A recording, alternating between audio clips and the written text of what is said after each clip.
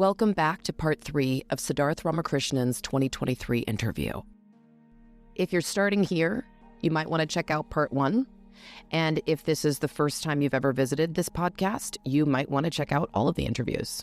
Don't forget to subscribe if you're enjoying this podcast. And if you'd like to get a little bit closer and communicate a little bit more, check out my Substack. You will find the link to it in the description box below. On to the interview. I love it. I think it's great, especially because, if you really want to break up your practice, you can take other decks and use them with other decks.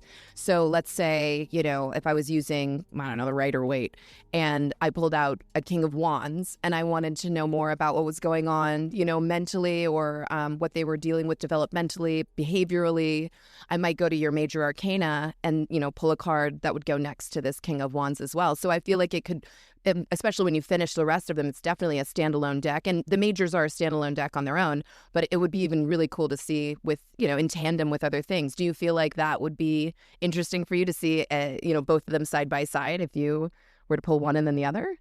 Yeah, I've been using it that way, especially when people ask questions about like, why am I being stuck? Like, what is holding back? So I feel like this particular deck helps me with those things, because it kind of gives them a different approach to almost changing systems and then kind of removing that blockage from the systems. I feel like that directionality is there a little bit. So since you don't have the minors, do you mind if we walk through some things and just out of curiosity,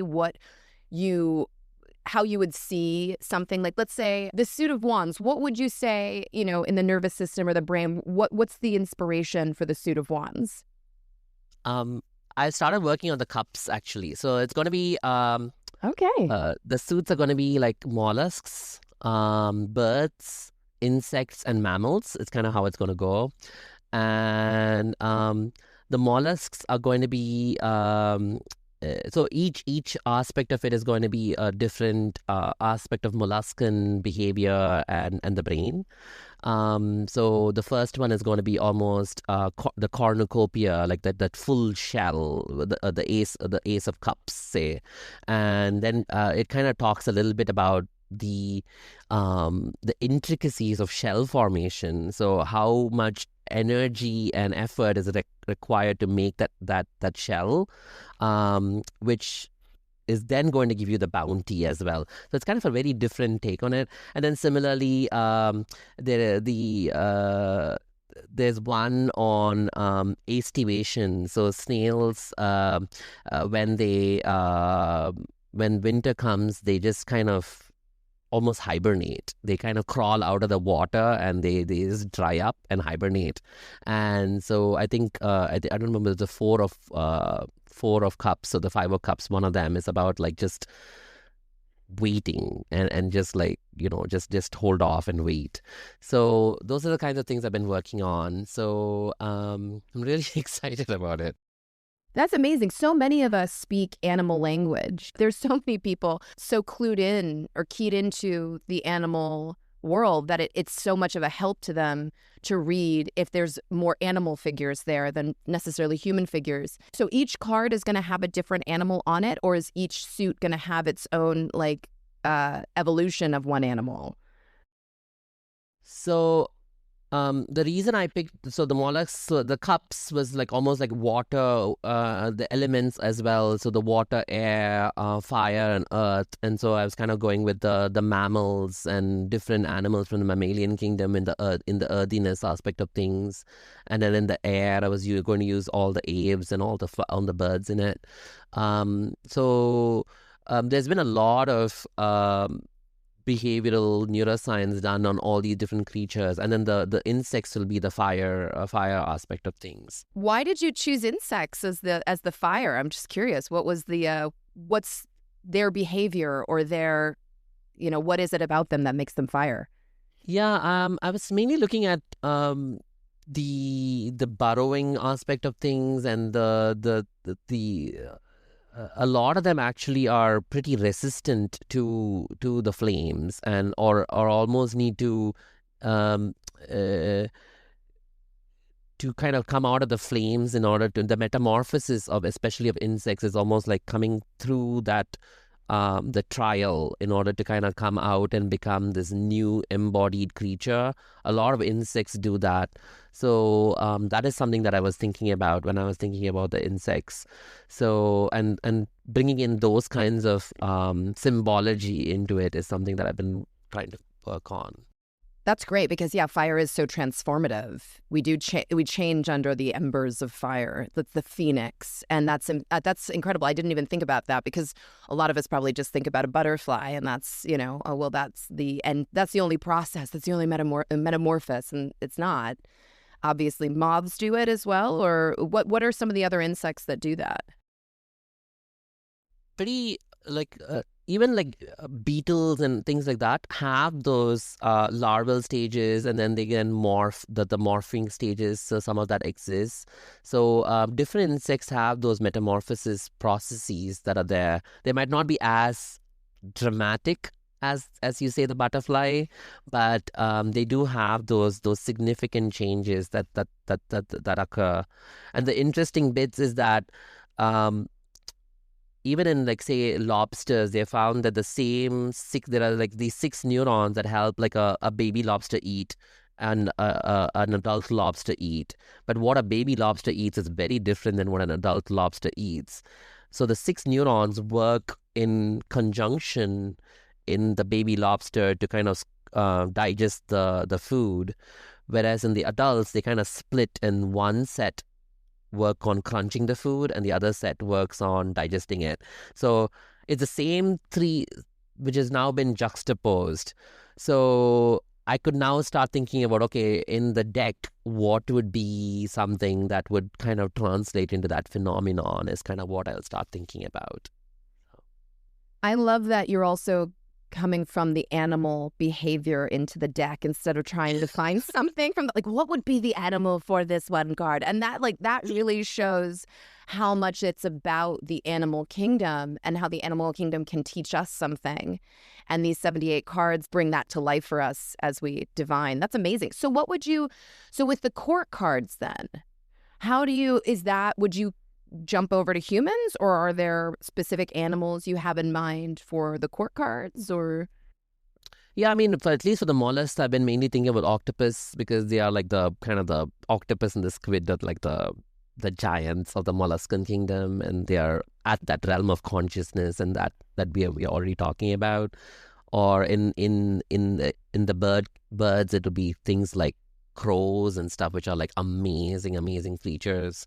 So that's what I've been like thinking about for the court cards. Oh, amazing. So maybe like dolphins or the animals that have, that kind of almost rival us, like they just don't have the material ability to shop, right?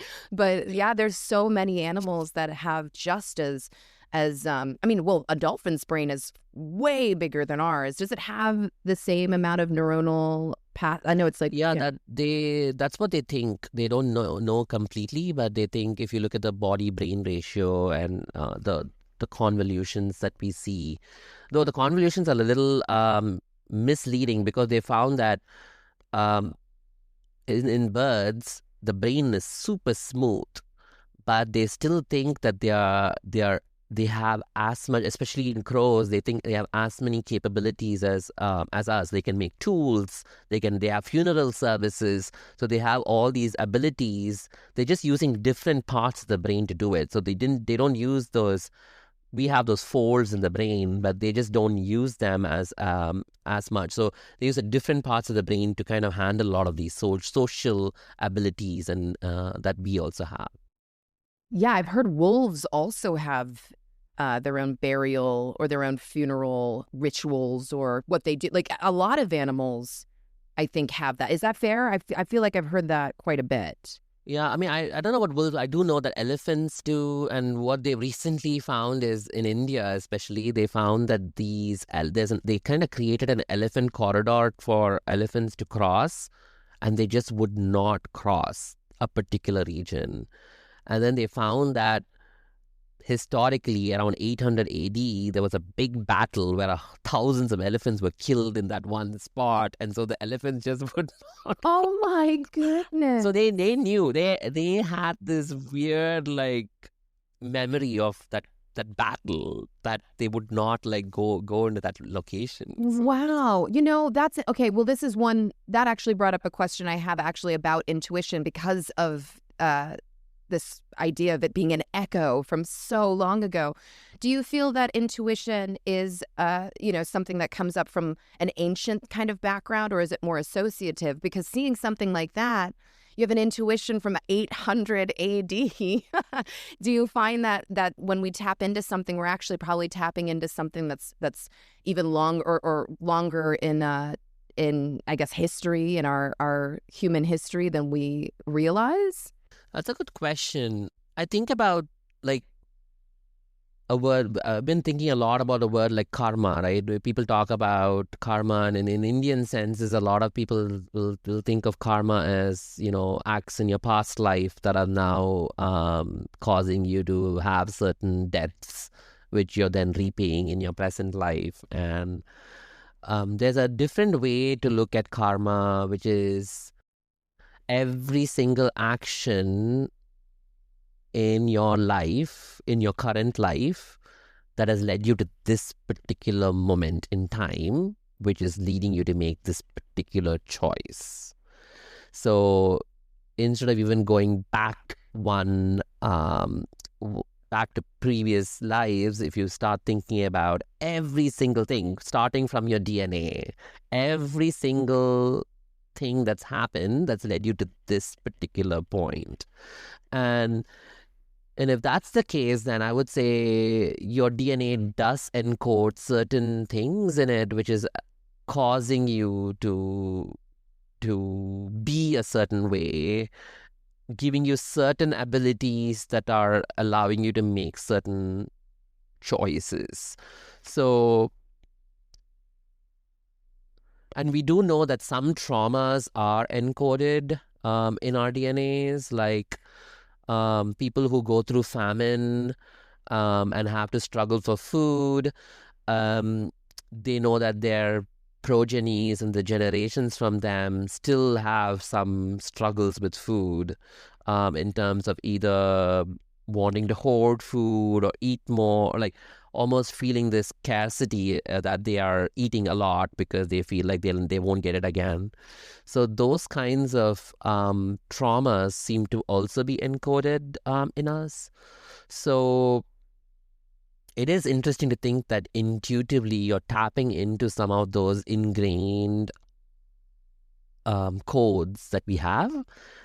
But I don't know scientifically at this point what the evidence for that is, so like how that is then going into the brain. So yeah, that's compelling either way. I mean, I think I've read that about what they did the study on people who had been starving at some point. That's so interesting. And it's not even just if you're pregnant, right? It's even if you become pregnant after this, it's like it still will show up sometimes in the offspring.